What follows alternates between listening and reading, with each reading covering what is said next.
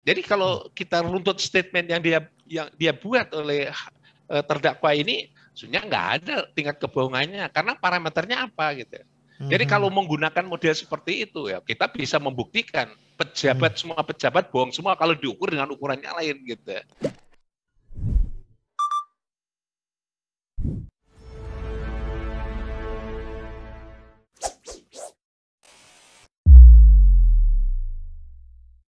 Jadi saya tertarik membuat beberapa perbandingan empirik, Prof, yang mungkin sangat sederhana. Berarti kalau mengundang itu dianggap provokasi, nggak terlalu salah ya, Prof, kalau orang misalnya mempersoalkan. Kan kalau presiden ke satu daerah, apalagi daerah itu daerah di mana dia di pemilu yang lalu menang 90% misalnya ke NTT, Pak Jokowi gitu kan. Kan sebenarnya sesuatu yang sangat mudah dipredik ya. Kalau presiden ke daerah itu pasti orang akan berbondong-bondong dan timbul kerumunan. Apakah berita kehadiran presiden di sebuah daerah yang kemudian menimbulkan kerumunan itu juga dengan logika yang sama bisa kita tafsirkan sebagai undangan dan berarti undangan itu provokasi. Itu satu, Prof. Yang kedua, kemarin kalau Prof mengikuti ini anak-anak milenial kan rame sekali dengan BTS meal yang dikeluarkan oleh McDonald's ya, Prof ya. Itu sampai padat sekali luar biasa dan hukumannya menarik ya, Prof. Karena hanya beberapa gerai McDonald itu ditutup 1 kali 24 jam dan didenda setiap outlet itu Rp500.000 dan tidak ada sama sekali yang dipidanakan. Padahal itu padat sekali. Nah, dengan dia memproklamirkan atau mempromosikan ini ada BTS Meals gitu ya, bekerja sama dengan boys band Korea gitu kan, itu sudah sebuah undangan sebenarnya yang kemudian juga menimbulkan keramaian. Berarti harusnya dengan logika yang sama itu juga adalah provokasi. Nah, kalau orang awam melihat seperti itu, menurut Prof itu salah atau cukup beralasan, Prof? Ya, saya ingin sampaikan begini ya, kalau kita lihat bahwa cara seperti itu dianggap sebagai provokasi, yang seharusnya semuanya adalah tadi pada teori perbuatan tadi, perbuatan pidana itu ya semua perbuatannya sama, mestinya masuk semuanya sama gitu. Loh Pak, kalau misalnya yang satu diproses, yang satu tidak proses, lantas bagaimana Pak? Yaitu namanya penegak hukum yang diskriminasi. Nah, kita menghindari penegakan hukum yang diskriminasi karena orangnya, itu nggak boleh gitu. Itulah cacat hukum, karena dalam konteks itu nggak boleh. Nah, pertanyaannya adalah itu sekarang hari ini pilihan. Hakim Agung dalam hal ini, Mahkamah Agung harus melihat, meluruskan ini semuanya. Kalau itu yang lain mengundang nggak diproses, ini diproses. Yang diproses keluarkan semuanya. Mestinya ini Mahkamah Agung harus membuka mata, membuka telinga, membuka hatinya, supaya lihat ini apa. Harus hari ini sudah mulai mendeteksi begitu, bukan hanya berkas perkara yang dikirim. Jangan, karena itu penting. Karena kalau sudah sampai di sana kan ada proses-proses yang kadang-kadang proses itu mengeliminasi sesuatu yang esensial tiba-tiba nggak dibawa ke sana, tapi yang tak esensial dibawa seolah hanya itu saja. Nah, sekarang Mahkamah Agung mesti buka mata dan buka telinga dan juga buka hati bahwa ini penegakan hukumnya benar atau tidak. Saya berpendapat ini kasus yang model seperti ini kan banyak ya. Saya masih ingat kasusnya Bank Senturi ya. Bank Senturi itu 6 orang diproses karena melakukan bersama-sama tindak pidana korupsi Bank Senturi. Tetapi yang diproses cuma 1, yang 5 orang nggak diproses. Aneh kan ini ya. 5 orang nggak diproses gitu. Loh, saya ingatkan bahwa kalau dalam teori penyertaan itu, kalau tindak pidananya 5 orang, 6 orang, kalau 6 orang itu berarti semuanya dijadikan satu tindak pidana dan satu dakwaan bahwa dia adalah melakukan tindak pidana secara bersama-sama gitu. Tapi yang diproses 1, kamu melakukan tindak pidana bersama-sama dengan 5 orang yang lain. Yang 5 ini nggak diapa-apain sampai hari ini. Tapi ini harus masuk penjara sendiri. Loh, kalau dia penjara sendiri, bukan perbuatannya nggak akan mungkin memenuhi unsur tindak pidana. Karena apa? Karena dilakukan oleh 6 orang. Nah, itu contohnya gitu. Ya, itu sesungguhnya harus ada evaluasi yang menyeluruh dalam konteks penegakan hukum itu, dan muaranya terakhir ini. Ini kalau itu membiarkan terus Habib Rizik diproses secara tidak adil seperti itu, yang lain tidak diapa-apain, Habib Rizik tidak apa-apain, itu juga harus Mahkamah Agung membuka itu. Jangan sampai terjadi lagi kasus-kasus yang kasus Bank Senturi terjadi lagi. Sehingga banyak orang melakukan tidak diapa-apain, hanya 1 orang yang diapa-apain. Saya kira ini menjadi penting ya. Ini saya minta Mahkamah Agung, hakim-hakim agung yang nanti akan menugasi ini, kalau misalnya sampai di Mahkamah Agung, mesti harus dengar ini. Karena menurut saya itu harus diluruskan kalau itu melenceng. Mudah-mudahan hakim tinggi juga meluruskan kalau itu menjadi ada banding ya, kalau banding misalnya begitu. Iya. Ini bukan mempengaruhi pengambilan keputusan, mengingatkan kembali bahwa hakim itu adalah posisi yang merdeka dari kekuasaan manapun, gitu kira-kira. Mhm, mhm. Ya, Prof, terkait dengan ini ya, walaupun di luar kasus Habib Rizik, akhirnya orang juga membanding-bandingkan misalnya, katakanlah Habib Rizik ini kan kasusnya berawal dari, pelanggaran protokol kesehatan, tapi kemudian jadi sangat panjang dan terakhir tuntutannya Siap. sangat lama. Akhirnya orang teringat ada statement dari Indonesia Corruption Watch bahwa kasus-kasus korupsi di kita itu rata-rata, Prof, di beberapa tahun terakhir divonis hanya di antara 2 sampai 3 tahun penjara. Bahkan cukup banyak yang di bawah 2 tahun, Prof. Banyak yang hitungannya cuma bulan, itu satu. Kemudian juga kemarin kita sempat kaget juga ya, di mana pengadilan tinggi, di tingkat banding itu memangkas, vonis untuk Jaksa Pinangki yang sebelumnya 10 tahun itu menjadi hanya 4 tahun. Dengan beberapa alasan, salah satu alasan yang terngiang-ngiang di benak publik adalah karena yang bersangkutan adalah perempuan sehingga harus dilindungi dan diberikan keadilan. Kira-kira begitu. Nah, kalau Prof melihatnya gimana ya? Ini karena publik ini akhirnya ya dengan segala keawamannya mulai membuat beberapa perbandingan yang itu memperkuat rasa mereka diperlakukan tidak adil. Baik, ya memang yang disebut sebagai pengadilan tinggi itu pengadilan yang evaluasi terhadap putusan pengadilan negeri ya. Mungkin evaluasi itu bisa berefek kepada pemberatan, bisa juga mungkin sama, mungkin juga peringanan ya, ada peringanan. Yang menjadi legal reasoning evaluasi itu yang mungkin kita harus ditanyakan.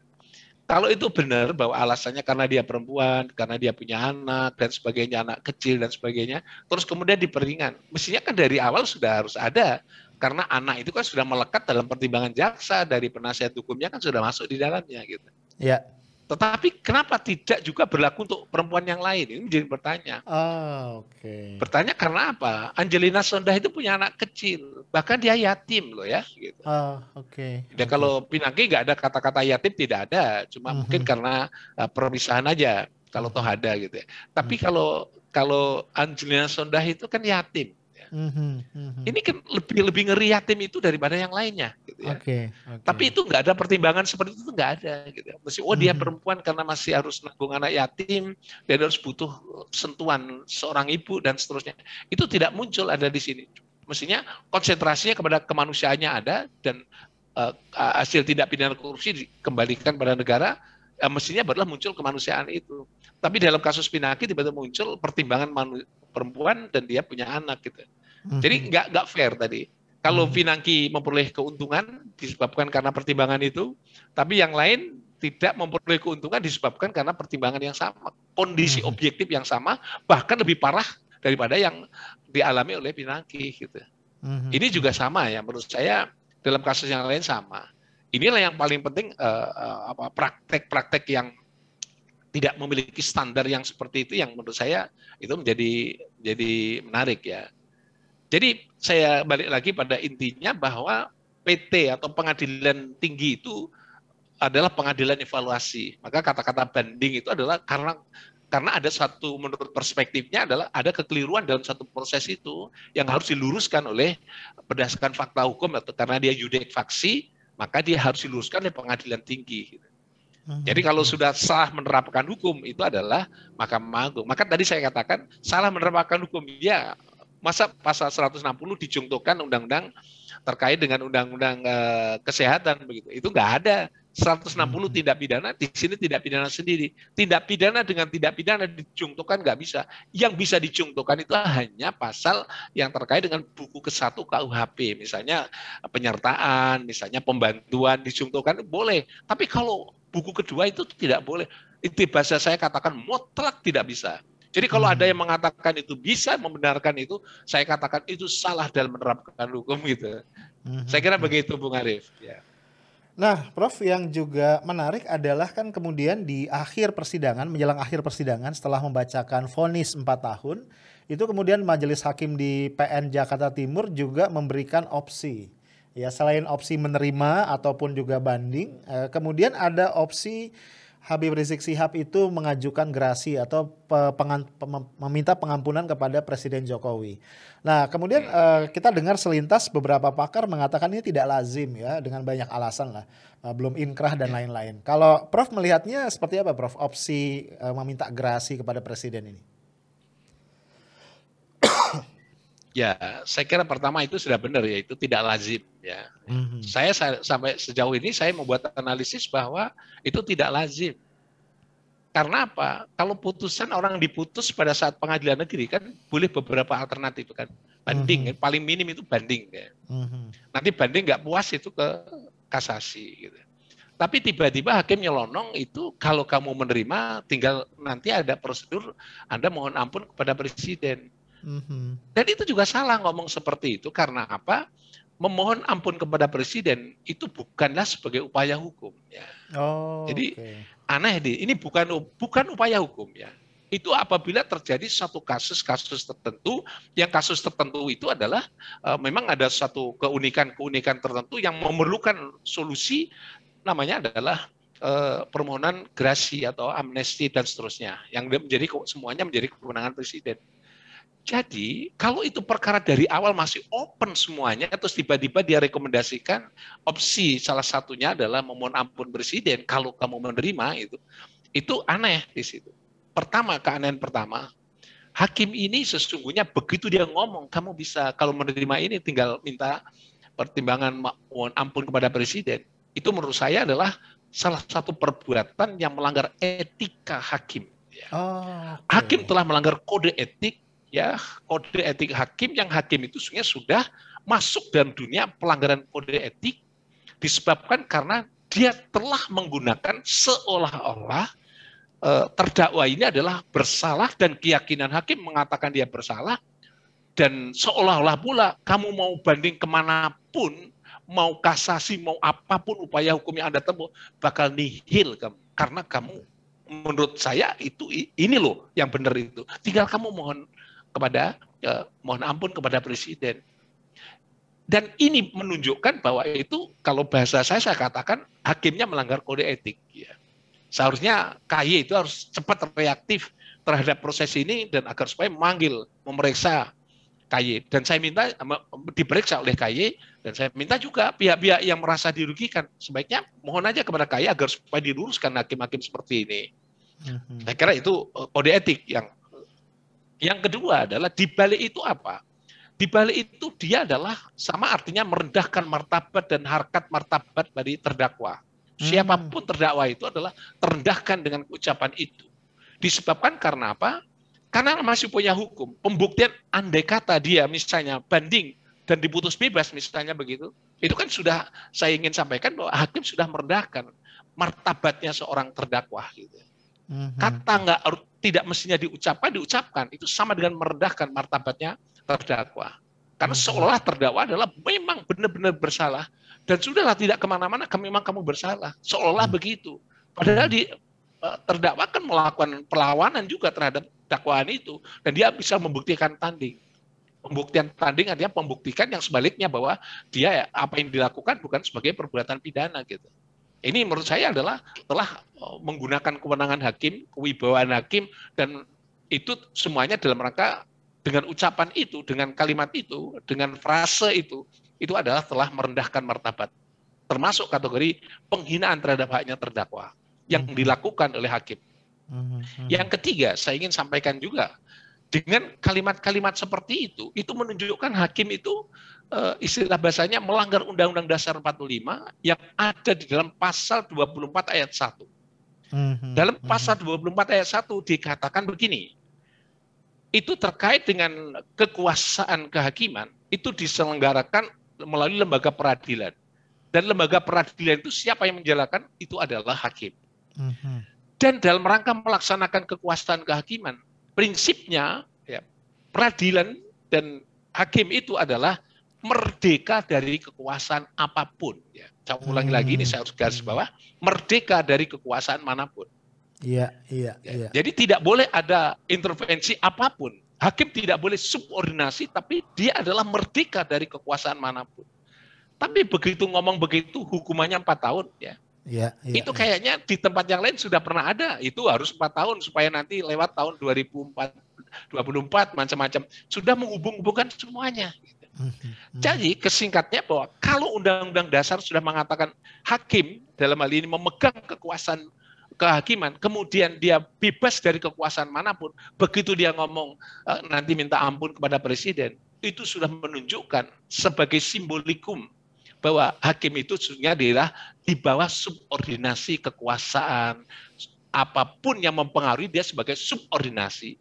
Yang dengan mensubordinasikan kekuasaannya itu sudah bertentangan dengan Undang-Undang Dasar 45, terutama dalam pasal 24. Jadi ucapan itu menurut saya memaknai yang dalam sekali. Karena itu sebagai simbolikum bahwa saya pun sudah melakukan itu dan saya telah melakukan itu, gitu. Dan apa yang diputuskan itu seolah-olah bahwa itulah yang saya lakukan. Dan dia sadar sesungguhnya dengan mengucapkan itu adalah sesungguhnya melanggar kekuasaan kehakiman dan melanggar Undang-Undang Dasar 45, gitu. Jadi saya yakin hakim itu sengaja ngomong begitu, gitu. Karena itu sebagai diksi kan pilihan, ya. Pilihan-pilihan yang pilihannya ternyata sangat menonjol sekali dengan kekuasaannya di sendiri, gitu. Sebagai seorang hakim yang harus menjalani Undang-Undang Dasar 45, terutama pasal 4 kekuasaan kehakiman, 24 kekuasaan kehakiman. Jadi ini bagian yang menurut saya adalah bagian yang serius, ya, karena terkait dengan seolah-olah subordinasikan kekuasaan kehakiman dalam satu kekuasaan yang lain. Bisa kekuasaan karena kekuatan penguasa, bisa juga karena uang, bisa karena macam-macam bentuknya yang membuat dia subordinasi dari merendahkan merendahkan dari kekuasaan kehakiman yang harus merdeka dari kekuasaan manapun. Sehingga hakim yang bersangkutan itu tidak merdeka dari kekuasaan manapun. Menurut saya begitu, Bung Arief. Ya, Prof, berarti kalau ada sementara orang yang menyimpulkan proses persidangan yang dijalani oleh Habib Rizik Syihab ini, tanda kutip ya Prof ya, dalam bahasa pasarannya adalah pengadilan yang sesat begitu, itu salah nggak Prof? Atau ada alasan untuk itu? Ya, saya punya alasan yang mungkin saya bisa menyetujui cara menyampaikan kata-kata sesat itu. Sesat itu artinya prosedur yang tidak logik tidak ilmiah dalam konteks pembuktian, tidak logik dan sebagainya itu. Dikatakan sesat tadi sudah saya katakan. Apa ada dalam ajaran doktrin hukum pidana yang mengatakan buku kedua KUHP 160 dijungtokan dengan undang-undang lain? Itu teorinya nggak ada sama sekali. Tidak ada sama sekali. Jadi kalau diadakan itu, saya mau tanya, gurunya itu siapa gitu? Yang ngajar itu siapa? Dan dari universitas mana? Supaya jelas gitu. Nanti kalau ada konsorsium, kami akan usulkan. Revisi itu, universitas ini. Kenapa doktrinnya seperti itu? Karena kalau itu yang dilakukan, itu kan semua peraturan undang-undang itu sudah berubah semua gitu. Ya. Kalau itu benar, andai kata saya yang salah, dia yang benar, maka seluruh undang-undang diganti semuanya. Karena banyak undang-undang yang merujukkan bahwa ada pasal pembunuhan misalnya begitu. Pembunuhan itu ada KUHP, tapi ada pembunuhan karena pelanggaran hak asasi manusia berat gitu ya. Ada pembunuhan karena terorisme, ada pembunuhan karena ini. Tapi kalau kemudian pasal KUHP dicontohkan semua, ya buat apa ada undang-undang ada pembunuhan gitu. Jadi ini semua yang kacau. Terus yang kedua adalah dalam sisi pemidanan tadi. Bisa nggak pasal pelanggaran itu dipakai dengan pasal pelanggaran atau kejahatan apapun yang hukumannya cuma 1 tahun dijungtokan dengan pasal 160 sehingga orang ditahan, orang dimacam-macam. Yang pelanggarannya itu cuma 1 tahun yang tidak bisa ditahan, tidak bisa ditahan. Apakah tahanan itu boleh dilakukan seperti itu? Bukankah menahan karena alasan 160 dijungtokan dengan pelanggaran itu kesesatan yang nyata dalam satu konteks ini? Saya jawab, iya, kesesatan yang nyata. Kalau benar penahanan didasarkan pada 160. Padahal aslinya dia adalah cuma pasal yang tak ada kewenangan yang lahir disebabkan karena pasal itu, karena pasalnya di bawah 5 tahun. Nggak boleh ditahan. Tapi dengan memasukkan ini menjadi bisa ditahan. Jadi ditahan karena pasal 160. Sementara konstruksi hukumnya adalah salah gitu. Ini sesat menurut saya kalau itu dilanjutkan terus. Maka pengadilan tinggi harus meluruskan kesesatan ini agar supaya dibalik lagi kepada posisi semula, on the track seperti semula. Istilah bahasanya adalah back to basic dalam ilmu hukum pidana begitu. Baik Prof, sebagai pertanyaan terakhir dari saya, kalau saya melihat akhirnya dari obrolan atau bincang-bincang kita ini benang merahnya adalah tadi kata-kata subordinasi. kekuasaan kehakiman yang harusnya bebas ini nampaknya ada indikasi-indikasi tersubordinasi di bawah kekuasaan yang lain ya, mungkin eksekutif atau mungkin yang lain-lain. Nah, padahal kita negara hukum dan negara demokrasi. Dan sepemahaman saya, Prof, yang awam, agak susah kita bicara negara demokrasi yang sehat kalau hukum itu tidak tegak. Nah, menurut Prof, apa yang kita bisa ambil sebagai pelajaran, Prof, dari kekisruhan ya dalam proses persidangan Habib Rizik Syihab ini untuk Indonesia yang lebih baik ke depan, Prof? Ya, saya ingin sampaikan begini, seperti tadi saya kutipkan, back to basic kepada ilmu hukum pidana.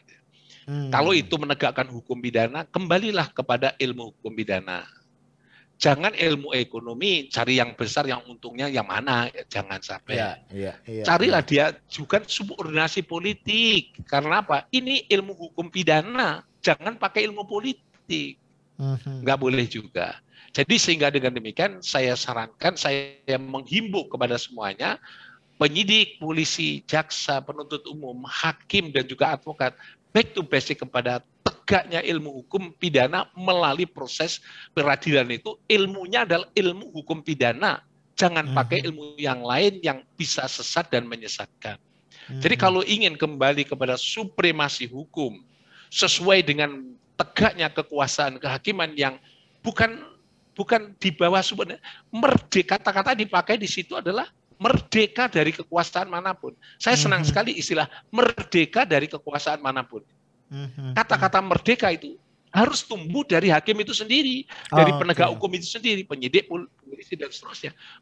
Memerdekakan diri dari kekuasaan manapun. Lawan kalau dia ada yang melakukan intervensi terhadap kewenangan dirinya, gitu. Jadi kata merdeka itu bahasa konstitusi. Saya selalu saya kutip.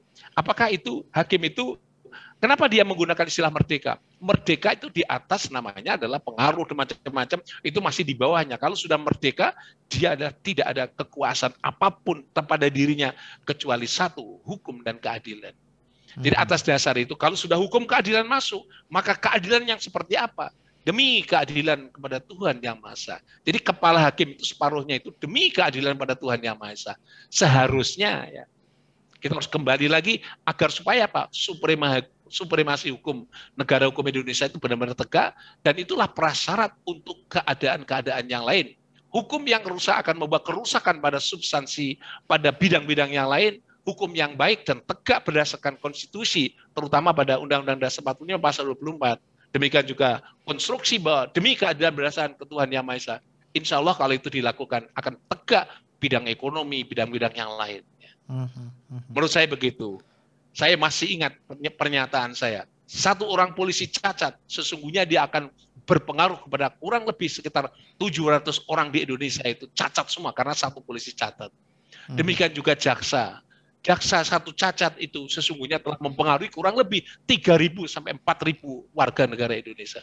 Tetapi kalau hakim itu cacat, itu sama dengan mempengaruhi sekitar 7.000 sampai pada 8.000 warga negara Indonesia. Satu orang.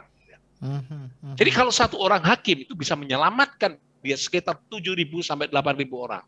Karena per satu hakim itu sesungguhnya per sekitar 1.000 orang itulah satu orang hakim. Bagaimana Pak kalau cacatnya sampai hakim agung, Pak? Hakim agung itu jutaan orang per satu orang hakim. Karena hakim agung itu cuma jumlahnya terbatas. Kalau dibagi rakyat Indonesia sekian juta, mungkin satu orang hakim itu bisa 5 sampai 6 juta orang. Jadi kalau hakim satu cacat, mencacati sekitar 5 sampai 6 juta orang. Demikian Pak Bung Arief ya. Ya, baik. Terima kasih Prof. Kita tiba di penghujung dari bincang-bincang kita. Sekali lagi saya ucapkan terima kasih. Ada banyak insight yang kita peroleh Prof dari diskusi kita. Saya mohon izin menutup ya Prof ya. Siap. Baik guys, ya, itu tadi obrolan seru gue dengan Prof. Muzakir tentang persidangan Habib Rizik Syihab dan juga berbagai keunikan ya dalam kurung keanehan yang terjadi dan dibahas oleh seorang yang merupakan pakar hukum pidana. Jadi mestinya ini sangat valid dan sangat-sangat akurat, memberikan kepada kita perspektif baru mengenai berbagai isu yang beredar. Apapun yang terjadi, senantiasa gue ingetin sama lu semua, jangan pernah berhenti mencintai Indonesia, karena Indonesia adalah punya lu, punya gue, dan punya kita semua. Stay tough, smart, and professional. Assalamualaikum warahmatullahi wabarakatuh.